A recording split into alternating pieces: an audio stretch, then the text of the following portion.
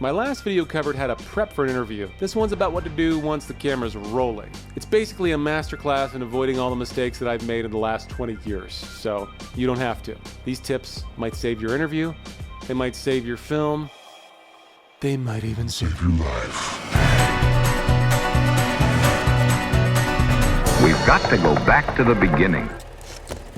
Cinematic lighting tutorials get all the clicks, but here's the truth. A poorly lit interview with heart will always beat a beautiful frame with nothing to say. So let's get this part right, guys. One reason that lighting tutorials get more clicks is because not everyone has been lighting scenes their whole life, but they have been conversing. So that gives a false sense of confidence. Yet conducting an interview is just as much an art and craft as lighting a scene. The charming conversationalist, great at parties, can meander for hours through multiple topics like sports or bioluminescent algae. An interview is a controlled exploration. You don't get that time or trust back. Conversations are polite, but the interview is about applying light pressure to just the right areas. Think acupuncture. Acupuncture, not waterboarding. That's a different channel. Using a SLATE might feel official, but for non-professional talent, it's like a white coat at the doctor's office, anxiety producing. Thank you. Doesn't help in post when you've only got one take, and it just reminds your guests they're being recorded, which kills vulnerability. Scene 1, take 3, A mark. In narrative work, slates matter. In interviews, they don't. If you need to sync multicam, ask your guest to snap or do a quick mic check. The clapper is just so much. You're not Steven Spielberg. And please, don't yell action or cut. Make the setup feel invisible. Let the guest arrive to a ready space, if possible. Chat, small talk as they're getting mic'd. Let your DP and mixer work quietly, adjusting the frame, testing audio. And when it's time, give a subtle cue to roll and just begin. If something goes wrong, I like to have a silent signal that I've worked out with the crew to let me know if I need to pause at the next break. You can't hide the gear or the fact that you're a TV crew or a documentary crew, but the more you keep their mind off of being recorded, the deeper your guest will go. Set the tone. Your energy is contagious, especially as the leader. If you're stressed, your guest is going to feel it. They'll feel like something is wrong, and that's not a time to start bearing one's soul. Your face is a thermostat. Keep it warm. Even if your DP is melting down, the sound's a mess, you need to radiate calm. If I'm being honest, this is one I struggle with. I have notorious RBF when there's a lot going on to manage, and I have to actively remind myself to breathe, scan my body. And no joke, I'll wiggle my toes. Just find your reset button. Use it before big moments and observe your energy, your face. Don't let it screw things up. Structure the conversation like a story. I covered this in depth in my last video. The best interviews follow a story arc. Start with the intro, go to the backstory, come back to the current story, ask about the challenges, and finally resolution. A simple structure you can use in a pinch: present, past, future. This will work just as well with the guy at the bar as the president of Libya. Short questions get big answers. Asking long rambling questions is usually a result of poor preparation and gets short, uninteresting answers in response. When someone's asking you a question, they're just going on and on and on. You can tell they're trying to figure out what they want to ask you on the fly. In the process, they bore the interviewee, who also loses confidence since you clearly haven't prepared. For example, question 1. When you were 12 and your therapist told you you were hopeless and then your father abandoned you, I can only imagine. I had a father like that too, and I felt abandoned, especially when I was 15 and my parents divorced, so you were angry. Is that why you killed that man? Because who? I'm sorry, what was your question? Versus question 2. Why did you kill that man? Whoa, I don't even know where to start.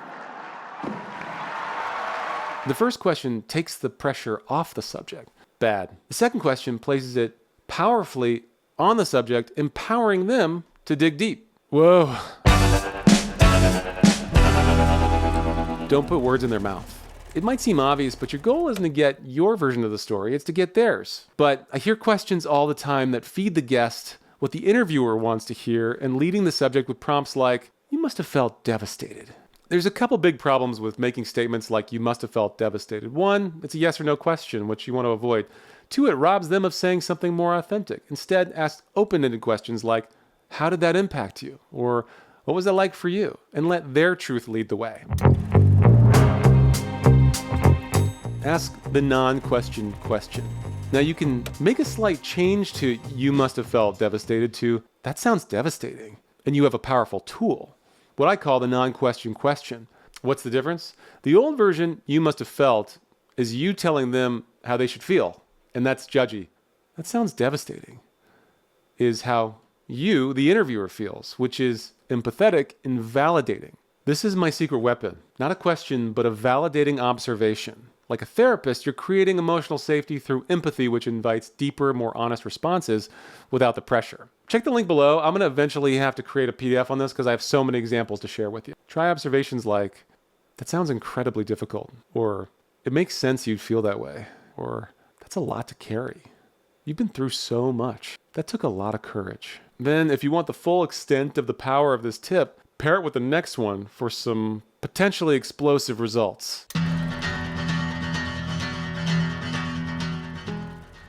After making a validating observation, say nothing. Just hold the space. Silence makes people feel uncomfortable. And that's exactly why it works. When you stay quiet, your guest will often feel the need to fill the vacuum. And that's when the real story comes out. In fact, just always talk less. Remember, you want to keep the light pressure applied to them to fill a vacuum, not you. If someone's hesitant, your instinct is to save them. People need momentum to get going and to keep talking. The more that they talk, the more that they feel comfortable talking. It's the opposite when you're talking all the time. So the quieter they get, the less you should talk. If they say nothing, you should say more nothing. Make a vacuum, they'll step right into it. Redirecting politely is the mark of a true pro. It's its own art. Guests drift, it's natural. People get anxious and just start wandering. They don't know your structure and what you're going after. So your job is to gently guide them back without shutting them down. Try, that's a great point. I want to come back to something you said earlier. Or, this is all super helpful, but let's rewind for a second. I love where this is going, but I don't want to lose that thread from before. Before we move on, I just want to make sure we cover one thing that you mentioned. Catch the curveballs. Every great interview has a curveball, something you didn't see coming. The question is, does it derail the interview or does it deepen it? And the only way to know that is to have a clear plan so that you can recognize when something's not a part of it. That's why strong pre-interviews and research matter so much. I break that down in depth in the last video. In Raw Tuba, a film I co-directed with Dave Larson, we followed Richard White, who rose from homelessness in Baltimore to become a world-class tubist. Midway through the main interview, he quietly mentioned having a brother who's a rapper, someone who's open for some pretty decent-sized acts. It was subtle and brief, easy to miss, but it changed everything. Suddenly we had a richer story, two brothers, both shaped by music, but living in wildly different worlds. Because we'd done the prep, that detail stuck out like a sore thumb, and we knew instinctively it mattered and we needed to follow up on it. So when you've got a clear focus, curveballs don't throw you off. They help you rewrite the playbook. Follow-ups are where the real gold is. When you first ask somebody a question, their first answer is kind of the safe answer, the one that they think you want to hear, and they're hoping you move on. When you follow up, it goes a level deeper. And the beautiful part about this is the follow-up is the easiest question. If someone says something that sparks some intrigue, just ask, really? Tell me more. Or, what makes you say that? Or, why do you think that stayed with you? That was powerful. Can we stick with that for a minute here? Tell me more. You know who doesn't ask follow-up questions? People who aren't listening, or they've memorized their questions list and they're just thinking about the next thing. Bad.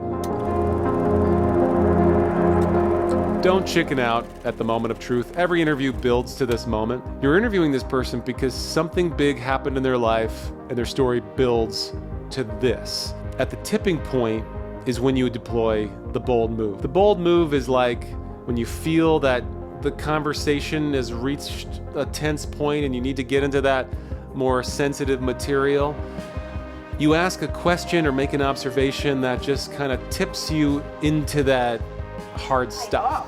I know. Look at, whoa! Dude, you all right? This is the one that needs the most care and timing. I never have a questions list. I just have talking points that I don't want to forget, but I will sometimes script out a question for the hardest topics just so that I don't mess it up. Here's some examples of the bold move.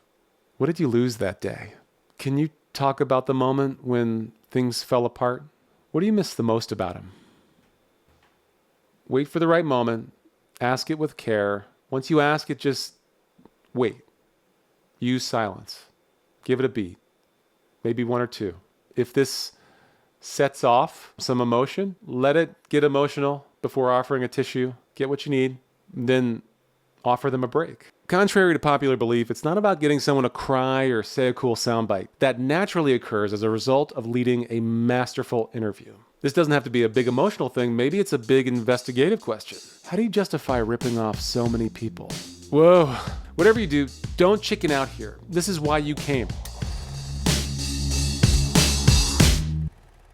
Always ask this at the end.